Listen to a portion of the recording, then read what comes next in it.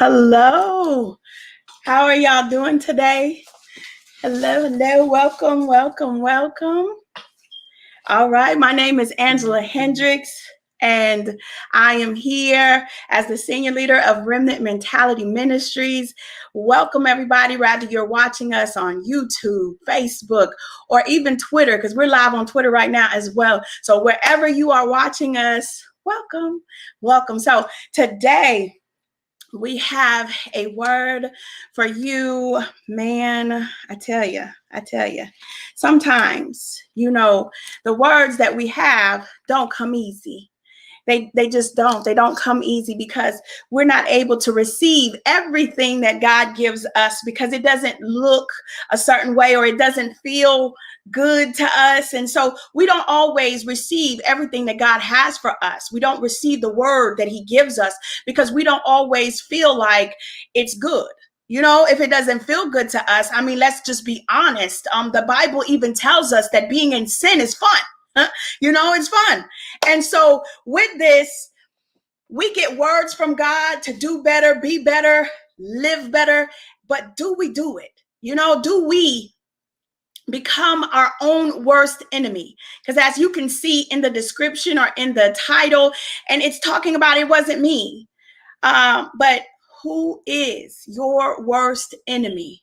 Could it be me? The inner me is the enemy to me.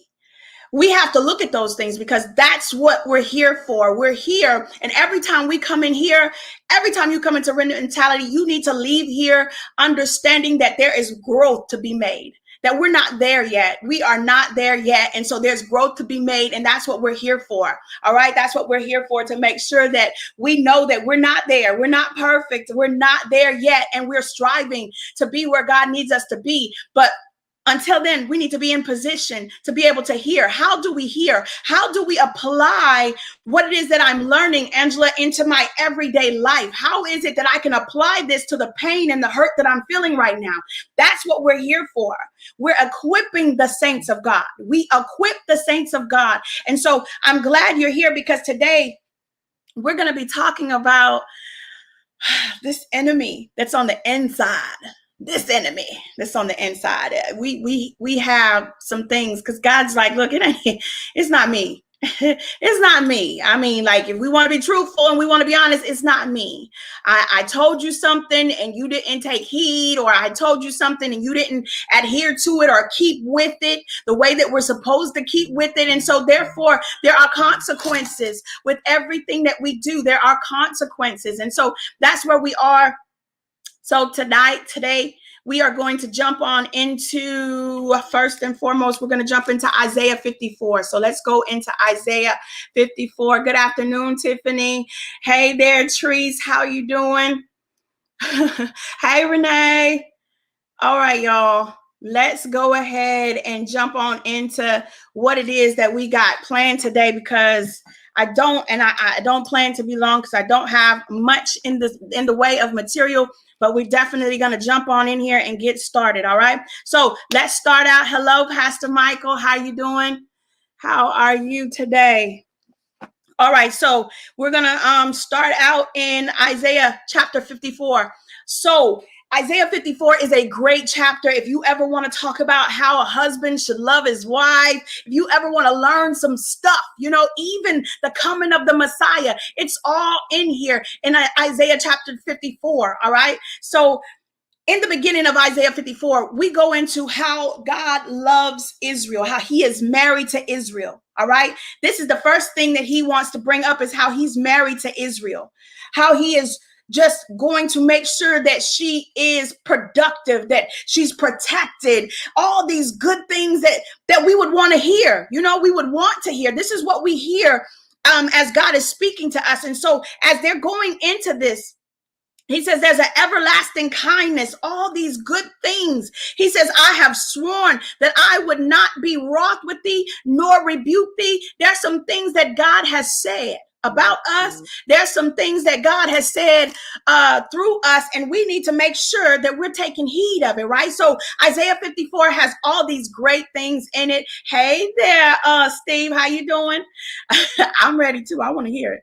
So as we are in this, we need to make sure that we have our open minds, all right? Because as we hit down here at the bottom, at the end of Isaiah 54, he says some things to us that kind of make us like, I'm sure it's kind of making them like, wait a minute, what do you mean? Because Isaiah 54, starting at verse 15, says, behold, they shall surely gather together, but not by me. Whosoever shall gather together against thee shall fall for thy sake. And I'm going to stop right there, because God is saying, look, stuff is going to come up against you. And we're going to get into that a little bit later. Stuff is going to come up against you. People are going to come up against you. But I guarantee you, it wasn't me. I didn't send it. It wasn't me. As long as you are faithful the way that I am faithful to you, this is God. As long as you are faithful the way that I am faithful to you, you don't have to worry about it. It's not me that will cause any damage or any harm to you. That's not what I do.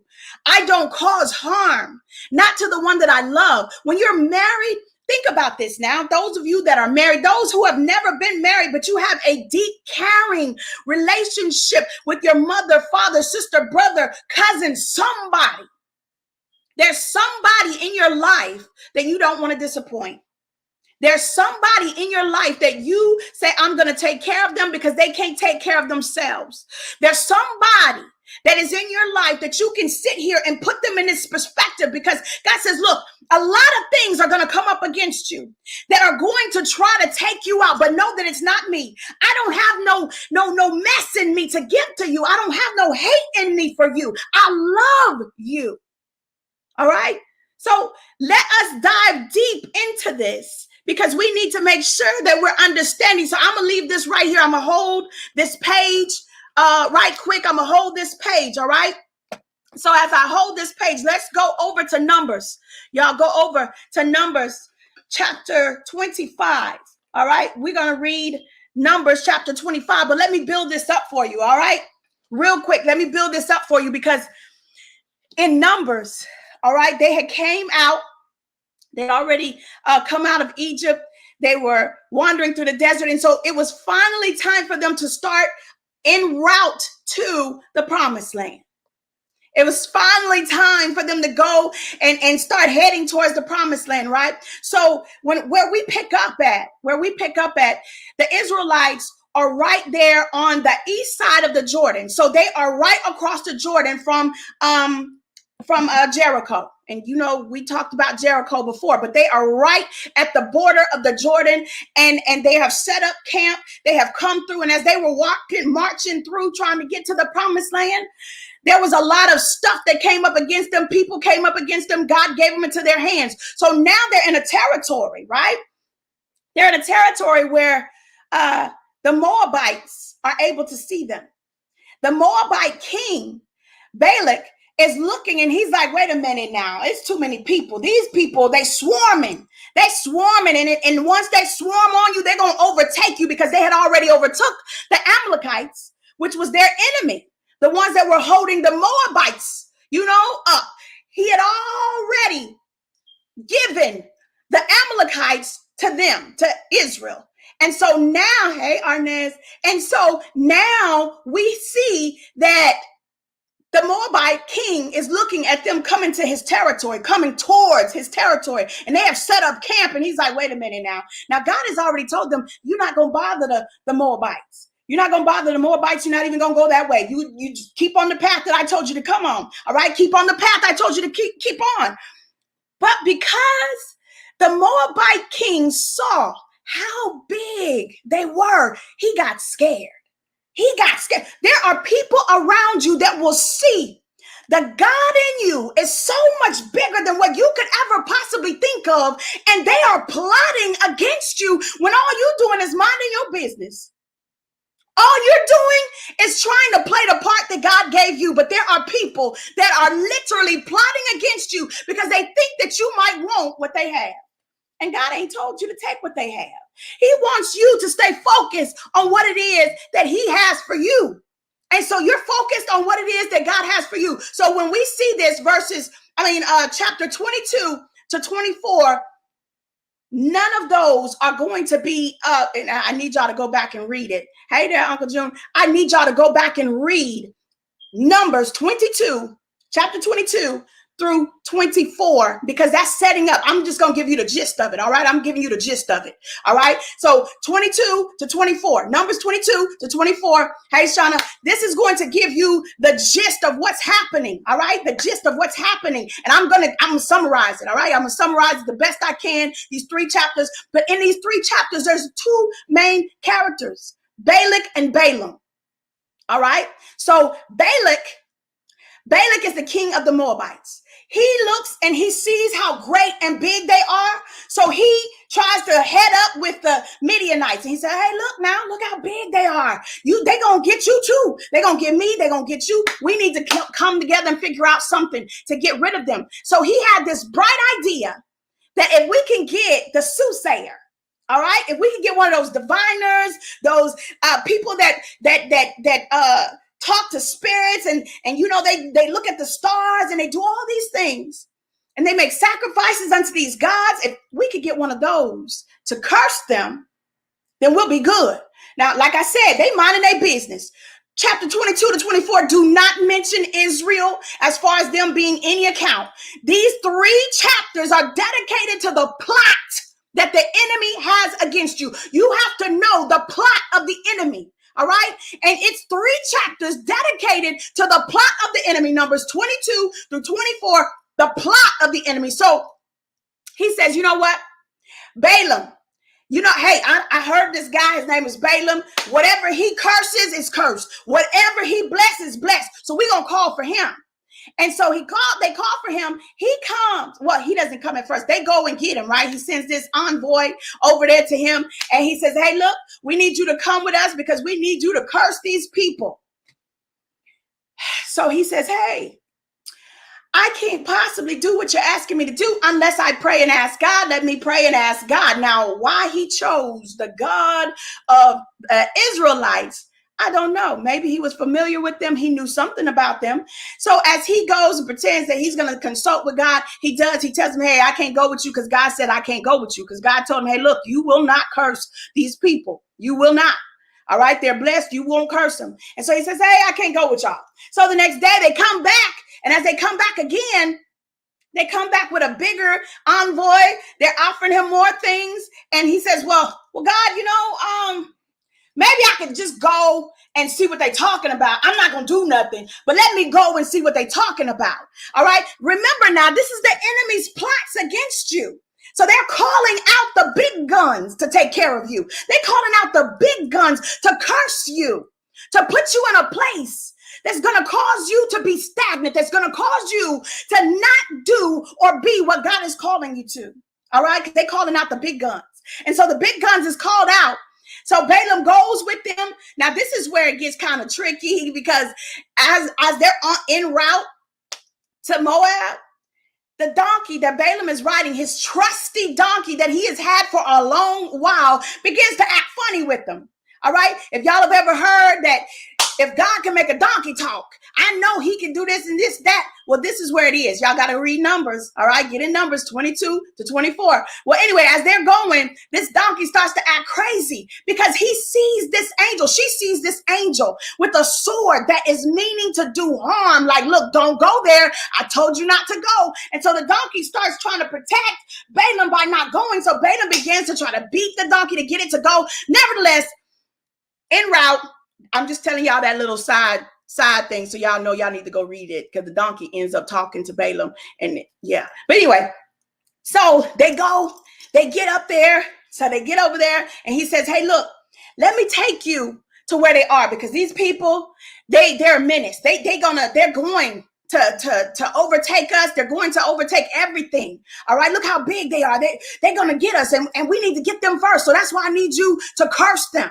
And so he takes them to the southeast portion of where they are. So they're looking at them from the southeast end. And so they're high up in they're high up in the mountains and in the hills. He takes them to these different high points to where they're looking down on the children of Israel so they can see what the children of Israel are doing, where they're camped out at, and they minding their own business.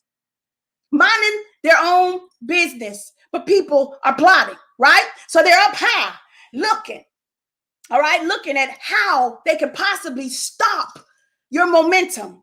Because it's funny though. Let's look at this, because it's funny how they are right on the cusp of getting into the promised land, how they're right on the cusp of getting what it is that God has for them, and there's a plot to try and take them out. Think about that. Think about when the battle starts to get rough. Think about how when the battle starts to get rough, but then when it's over and you see this big, huge thing that God was doing, you're like, wow. All right, let's stay right there. So anyway, so in Numbers 22:40 through 23, verse 10, this is the first attempt of Balaam to try and curse the children of Israel. So when he goes to try and curse them, he says, hey, look, let's set this up. And he says, okay, let's get the 7 altars out here, put the goats and the bulls up on the altars and burn all the sacrifices. And so he gets ready to go and curse them, but he can't. He can't. He says, I can't curse someone that God has not cursed. There's more to it, but I'm going to leave it right there. So he prophesies to Balak and he says, look, I can't curse who God has not cursed. And so he says, well, you know what? Because back then they would make sacrifices to this God.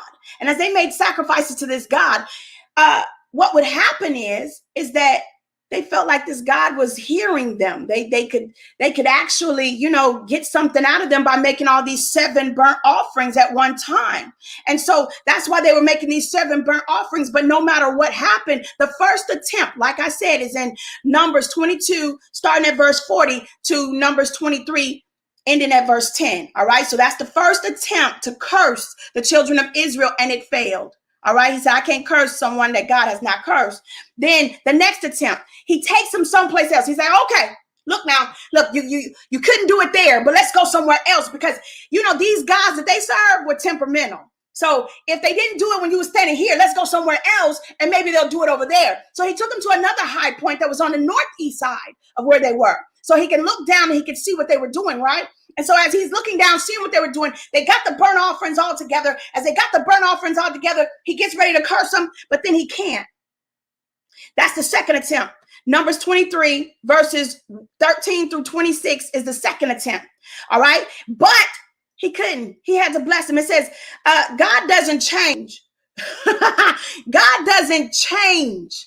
This is where famous verse. I'm going to let y'all read it because I don't want to get into it, but famous verse. But basically it's telling you God doesn't change.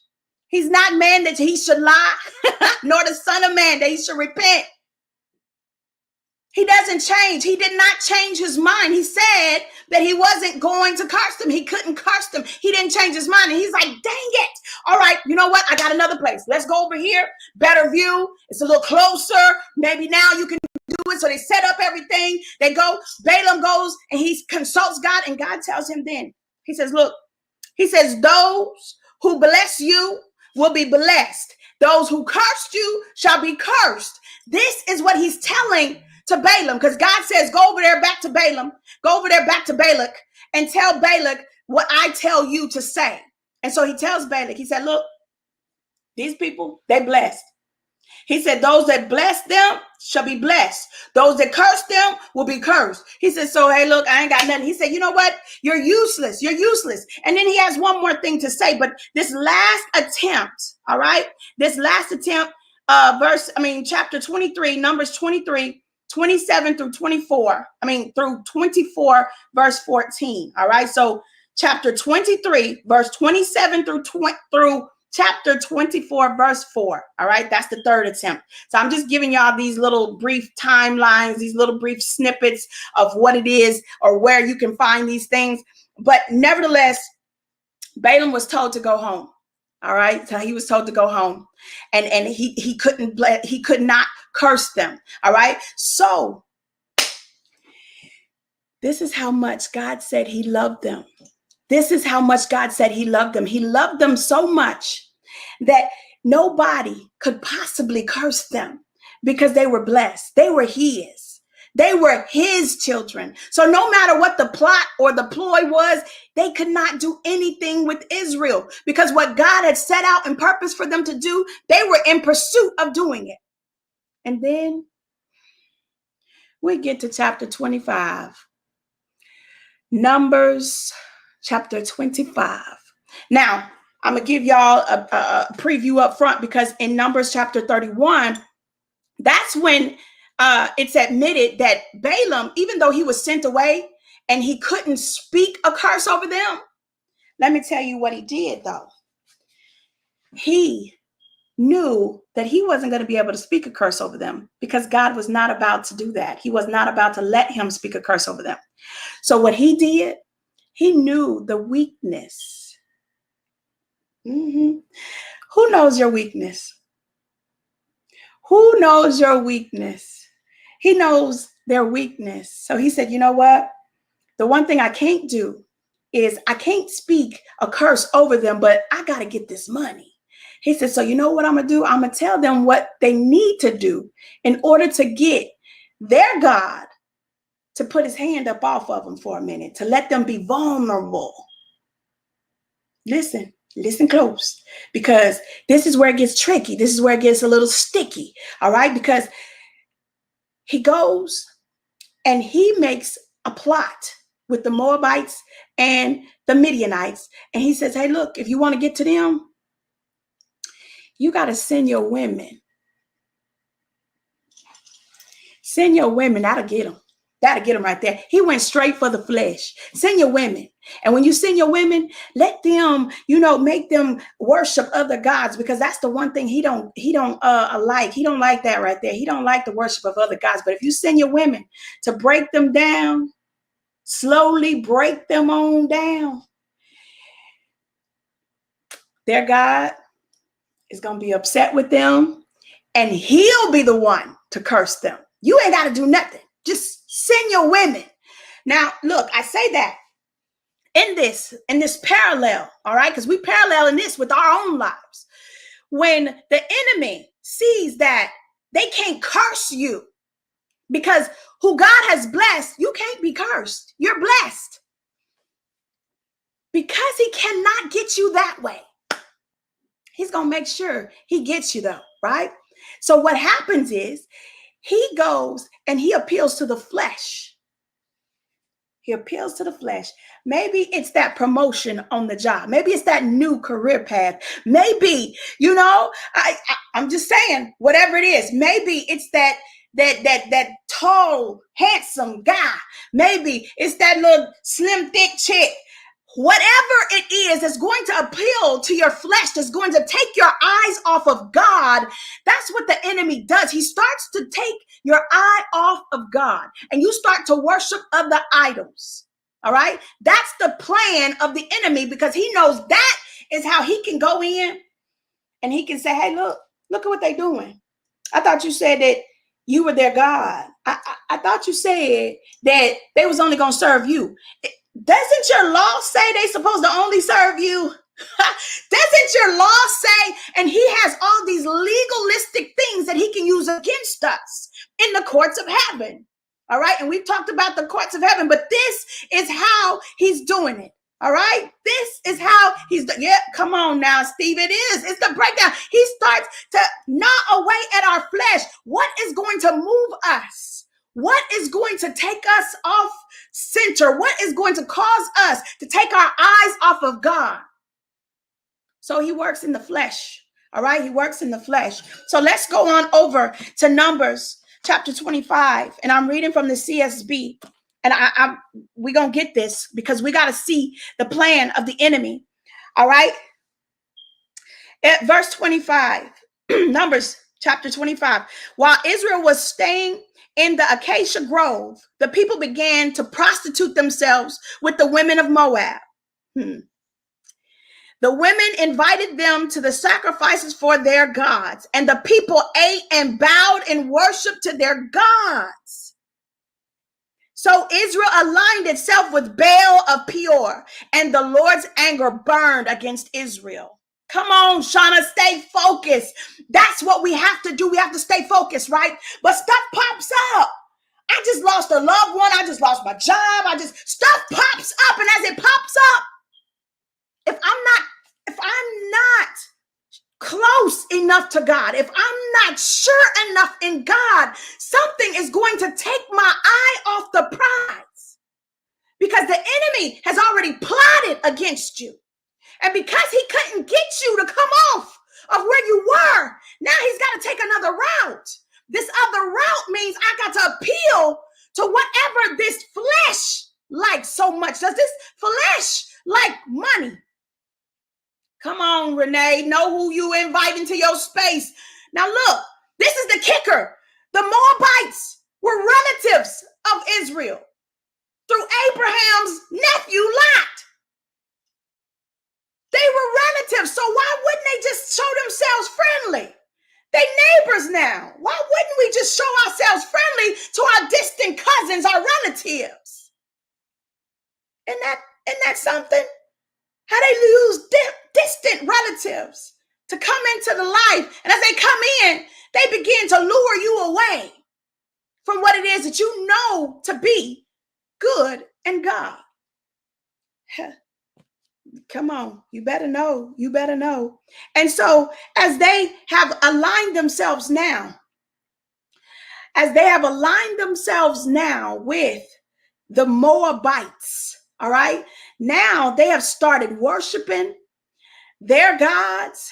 They've started doing what they do now. So now I might take a little sip of something, when in Rome, do as the Romans do. I might do a little something. I might, whatever the case may be. Yes, I'm going to take the promotion. Of course, I'm going to take the promotion. Yes, you got me. I got it. Yes, I'm going to take the promotion. And not knowing that this promotion is taking me further and further from God, because I'm so busy doing everything that they need me to do that I've took my eye off of the prize. Because I'm trying to align myself with what feels good, with where I think I need to be, where I think I need to go.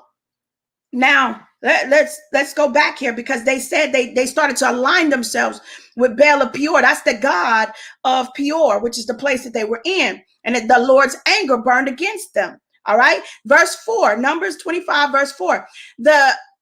The Lord said to Moses, take all the leaders of the people and execute them in the broad daylight before the Lord, so that his burning anger may turn away from Israel. So Moses told Israel's judges, kill each of the men who aligned themselves with Baal of Peor. Ooh, that sounded kind of rough, didn't it? He said, kill all of them that align themselves with Baal, with the god of Peor. Kill all of them in broad daylight. What happened was they went through everybody that had aligned themselves with this Baal and started prostituting themselves. They took a stick and they put them on the stick, and they were out there in front of everybody to see. Because this is your punishment for not doing what you were supposed to do, for you coming out of covenant. And so he needed to make an example of them.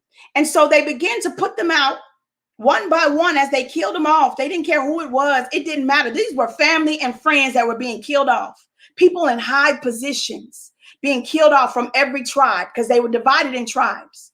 And so as we're looking at this, let's compare this real quick, because once God tells us there's an issue, once we feel there's an issue, once we see there's an issue, and I'm not doing what it is that God wants me to do, I'm not pursuing him the way that I used to pursue him when things were bad. I was like, oh, God. But now things are good. I'm not there no more. And I'm over here doing what I want to do, making time for the things I want to do instead of what I need to do. And so what happens when we figure this thing out? He told Moses, kill everybody that had anything to do with it. I need us to start cutting some things off. I need you to start realizing where the source of the impediment is. I need us to start realizing that if we don't do it, who's going to do it? Are we going to wait on God to do it? Come on, Tish. Are we going to wait on God to do what it is that he wants us to do? We want him to do it, not us. We're the ones in this earth. He uses us. He uses our hands, our feet, our mouth. But we're going to wait on God to put us in position. We're not going to do anything. We're not going to study. We're not going to pray. We're not going to do anything. We're just going to wait on God to put us in position. But then we're in position and can't do what it is that God has called us to do because we don't know nothing. We don't have no relationship with God. That's a problem. That's a problem, saints. We can no longer stay in that vein to where the enemy has us ignorant. And we're our own worst enemy. God didn't do this to them. God did not do this. They did this to themselves because they sought after what pleased the flesh, because sin is fun. Y'all, look, I don't know who y'all are, if y'all have ever been in the world of sin to where the sin was good. Sin. I'm talking about sin. Sin is good. I don't know where y'all been. If sin was bad to y'all, y'all didn't do it right. Because when you in sin, sin is good. But even sin has its season in your life. When it's spring, sin is good. When it's summer, turn up. Sin is great. Hot girl summer. Then you start to get into the fall of your life, the winter of your life, and sin is not as good as it used to be. It's like, what was I thinking? Like, what in the world is this? I don't understand. Why do I do this? But that's just it. Until you can come into the understanding that sin has your mind and it's not God, but sin has your mind, because we can live double standards all we want. We can have 1 foot in church. We can have 1 foot in the world and be living our best life, thinking that we got it all under control. But God sees all and he knows all. And you trying to figure out why, you feeling the way that you feel, why it seems like everything is compounding on you. You did this to yourself. God said it wasn't me. We just read that in Isaiah 54. He said it wasn't me. They coming, but no, it wasn't me. I didn't do this to you. It wasn't me. I didn't do it. The weapon that was formed, you formed it. The weapon that was used against you that seemed like it's prospering, you formed it. You using it on yourself. Yeah. And we blame the enemy. The enemy is a liar. He is. You're telling the truth. But so are you. If you don't tell the truth to yourself, if you ain't got the truth in you, so are you. This, come on, Cody, this is where we have to be. This is where we have to be real with ourselves. Where did this thing come from? God tried to get our attention in the midst of it. And we want to testify how good God has been. Oh, God, you did it, God. It was only you that could have did this thing for me. But how much of that did we put ourselves in there? We put ourselves in that position. Everything is not the enemy. Who is truly your worst enemy? Who is truly your worst enemy?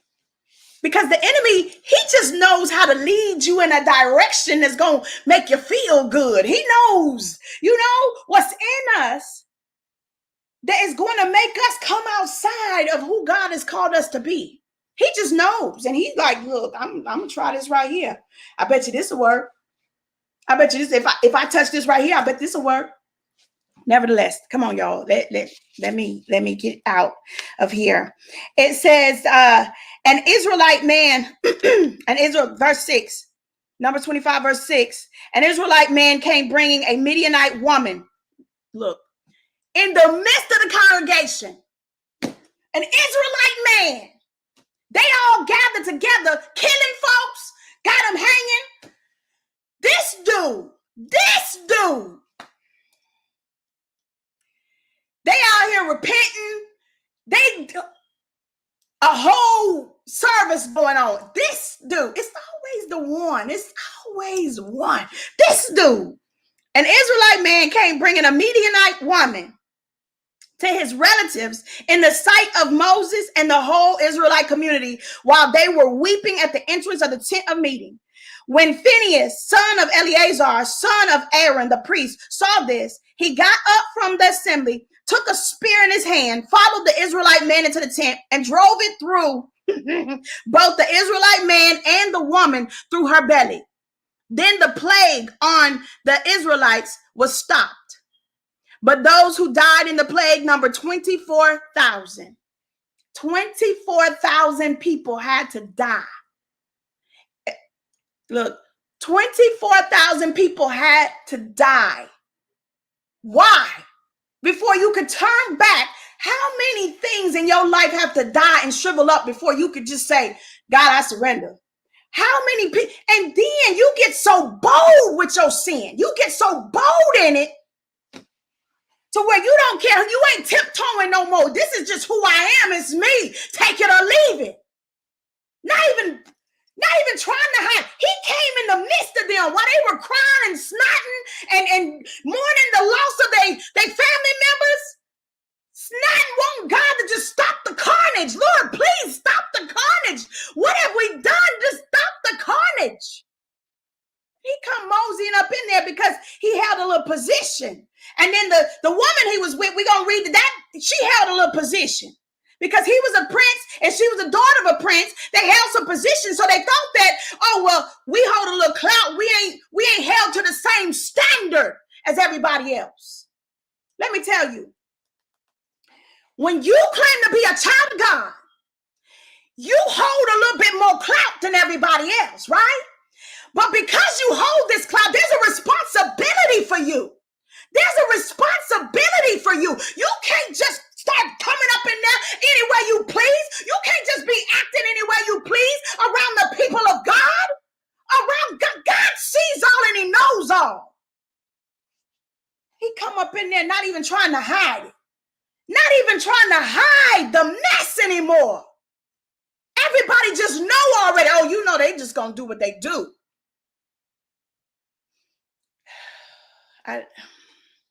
We get to that point.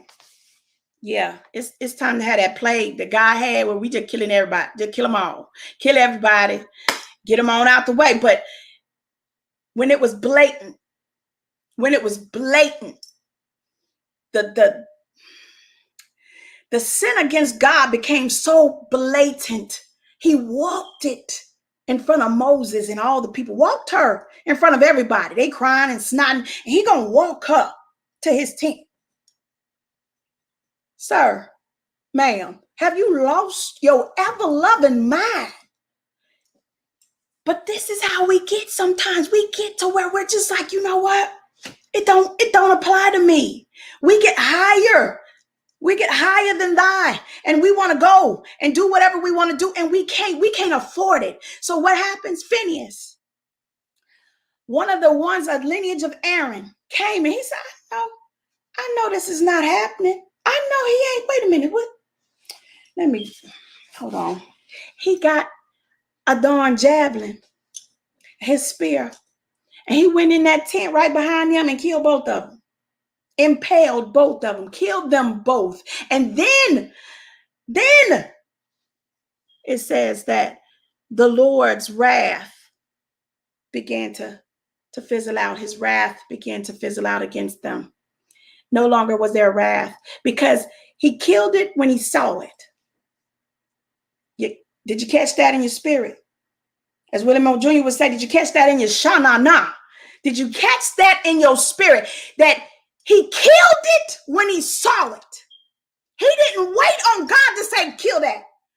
He killed it when he saw it. When I feel my flesh raising up, I've got to kill it before I even expose myself to it. I got to kill it before it can do anything else to damage me or my walk with God. They were on the brink.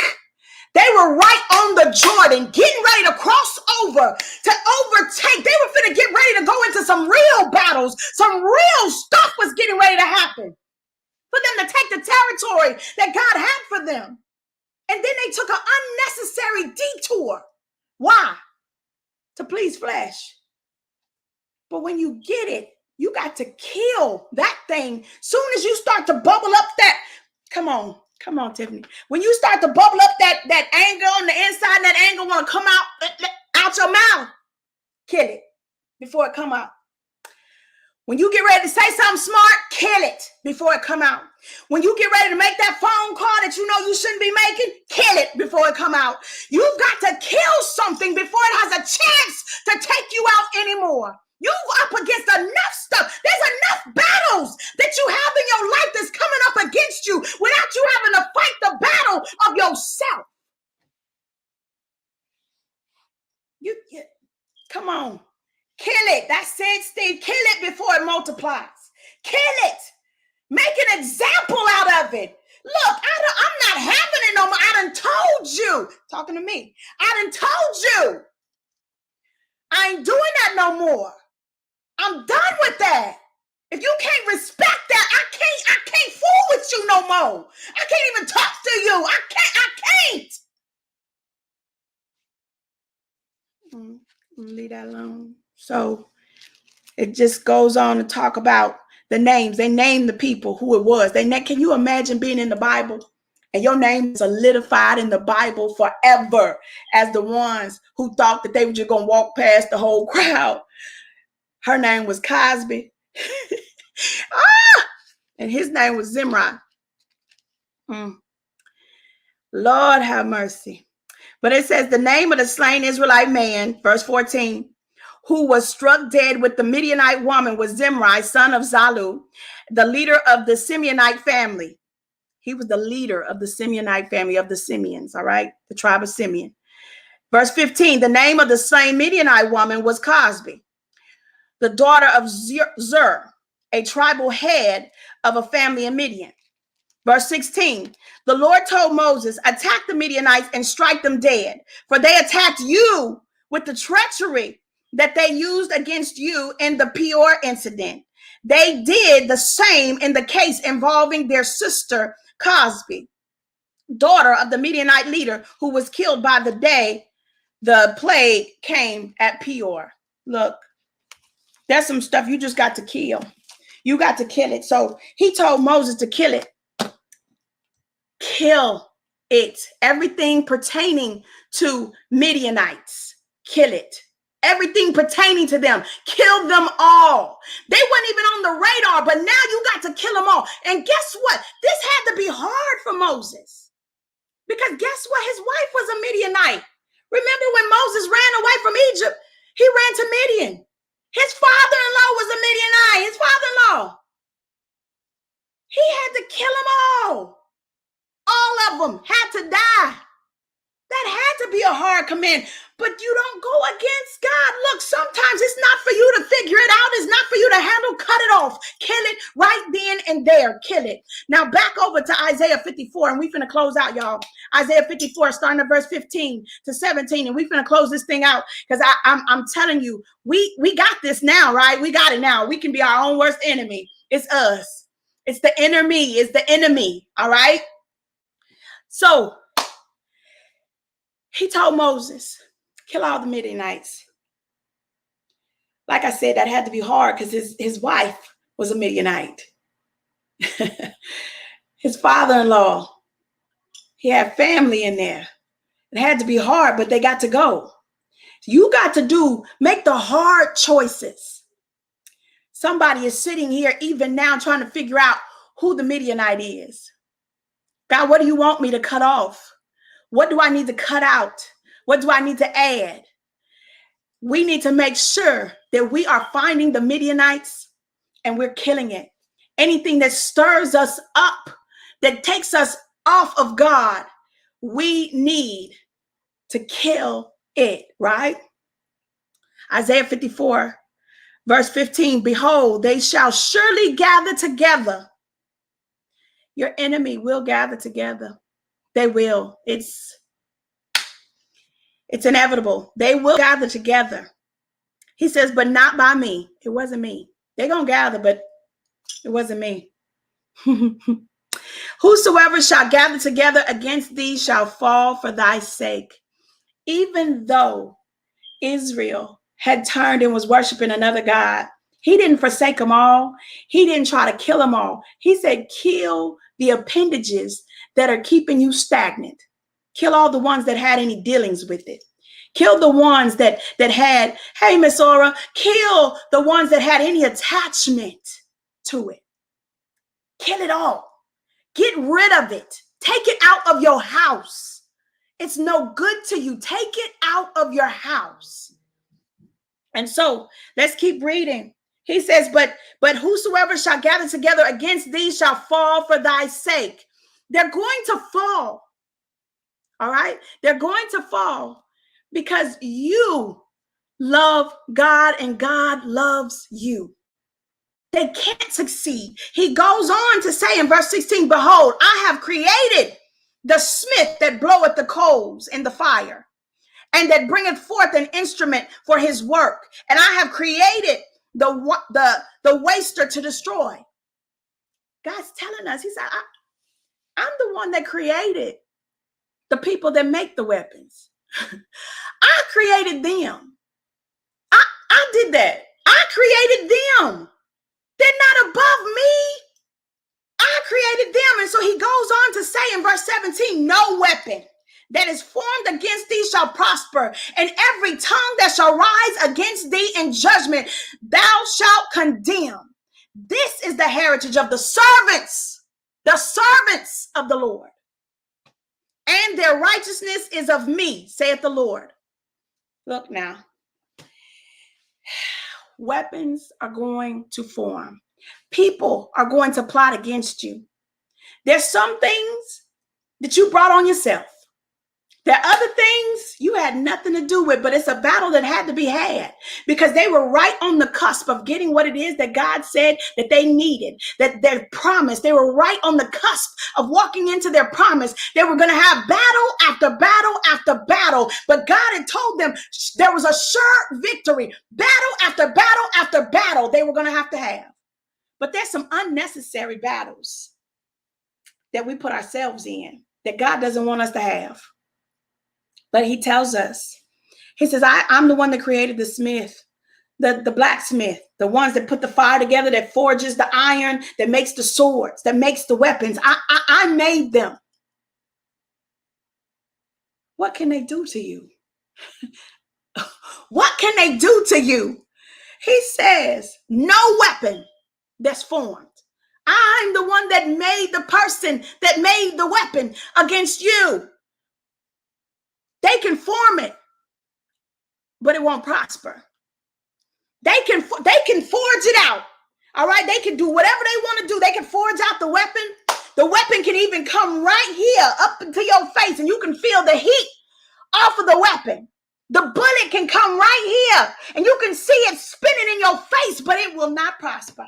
You can feel it piercing into your body, but it won't prosper. Whatever you're in right now, whether you put yourself in it or not, I'm telling you, when God says it wasn't me, there's some things you put yourself in. He said, but even in that, the weapons are going to form, but they will not prosper. Whatever you're in right now, you can feel the bullets piercing you. You can feel the knife going into your back, but God says it will not overtake you. It will not take you out. You've got to have a place to praise the God, our Father. That's what he wants out of us. To be servants of his. Now that's the key. Everybody say, oh, no weapon formed against me shall prosper. Keep reading, baby. I need you to get an understanding of what the weapon is that's going to form but not prosper for who? Who is it not going to prosper for? It says it's not going to prosper. And every tongue that shall rise up against thee in judgment, thou shalt condemn. So I can tell some things. Look, I know you didn't say that. The God, my Father, says that I am this, that, and the third. You got to begin to rebuke what it is that the enemy is saying about you. The things that you're seeing happening in your space. Begin to speak against it. No matter what it's looking like, begin to speak against it. And then it goes in and says, this is the heritage of the servants of the Lord, and their righteousness is of me. I ain't got to be perfect. But as long as I'm a servant of the Most High God, he's got my back. He told me all throughout this Bible that he loves me. He's married to the backslider. He wants us to... Let me calm down because I need y'all to understand. He wants us to succeed. He doesn't want us to come into a place where we are in a thing and it's overtaking us and we feel like we can't ever come out. We always come out on top. Always come out. There's not one thing that has happened to you. If you still got breath in your body right now, that thing did not prosper. And even if you don't have breath in your body, it didn't mean that that thing prospered. Let me tell you something. If God before you, who can be against you? Who can be against you? If God before you, who can be against you? We've got to remember that we are children of the Most High God. Come on, Miss Aura. Look, we got to start speaking to our situation. We got to start speaking to our situation. Letting our situation know who we are and where our righteousness comes from, because it's not by me. My righteousness is as filthy rags, as the Bible say. But he said, their righteousness is of me, because I'm a servant of the Most High God. Let's stay right there. Let's stay in the servitude of the Lord. If you can stay in the servitude of the Lord, you're going to be all right. If you can stay in the servitude of the Lord and not allow your flesh to overtake you, you're going to be all right. So on today, I'm closing this out right here. I don't want to go any further because I need us to think about this thing. I need us to think about the fact that we had somebody that thought enough of us, love us enough to die so that we can win these battles, so that we don't have to die in our sin, so that we don't have to make these bad decisions and where things come against us when we already got battles to fight. Things come up against us that we made for ourselves. That's not where he wants us to be. He wants us to be in him. All right? Serving. And so that's the heart that we have to have. Keep a heart of servitude. Christ came down from heaven to serve, to teach us how to serve. He was the greatest servant leader that ever walked the earth. And we have to get into that vein and know that if we could just serve God, if we could just get into a vein to serve God with our whole heart, where could we be right now? Think about it. If I was serving God with my whole heart, how much more could he be pouring into me? How much further could I be right now if I was serving him with my whole heart, where I wasn't slacking every now and again? You know, every now and again, I might mess up where would we be if we weren't letting the eaches in? That's where I need to leave y'all today. Where would we be if we weren't letting the eaches in? The little things come in to spoil everything. All right? Let's just stay in that mindset. Let's strive for better. Let's strive for more in God. And let's shut the doors and kill everything that's moving that does not have God attached to it. And when I say kill it, that means prioritize it in a way that we know that God still has us. God is first in everything. Everything, God is first. Have we been putting God first? Do we seek him first before we make any decisions? Do we seek him first? We don't want the inner me to become the enemy. I got enough battles. I got enough battles to fight that don't concern anything that I've done wrong. I've got enough battles to fight. So if there's a battle that I made for myself, I need to see those things and I need to kill it now before it kills me. Because Christ died that I can live and have a life that's more abundant. So let's kill it all. Because God said it wasn't me. That battle, that wasn't me. Yeah, they're coming. They're going to gather against you. But no, It wasn't me. Know who your enemy is. Your worst enemy can be yourself. All right? Your worst enemy can be yourself. Speak life over yourself. Speak life over your circumstances. Speak life over your family. Speak life over your job situation, your career path, your ministry, whatever it is. Start to speak life into it.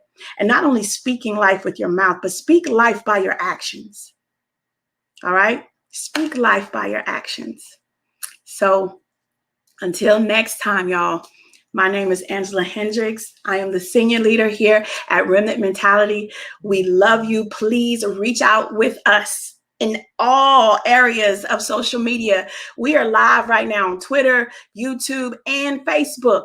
Go ahead and hit up all those medias, and we're on Instagram. Hit up all those medias and follow us. Subscribe to YouTube so you can get all the notifications. Follow us on Facebook so you can get the notifications there. Turn your notifications on to make sure that you're getting all of the notifications every time we go live. And we are live here every single day of the week. So if you need an encouraging word, a thought-provoking thing that's going to spark something on the inside of you, tune into Remnant Mentality. That's what we're here for. And we just thank God for you. And we're praying that God does the most. All right. That God does the most for you and that you are blessed beyond measure. Thank you, Kim.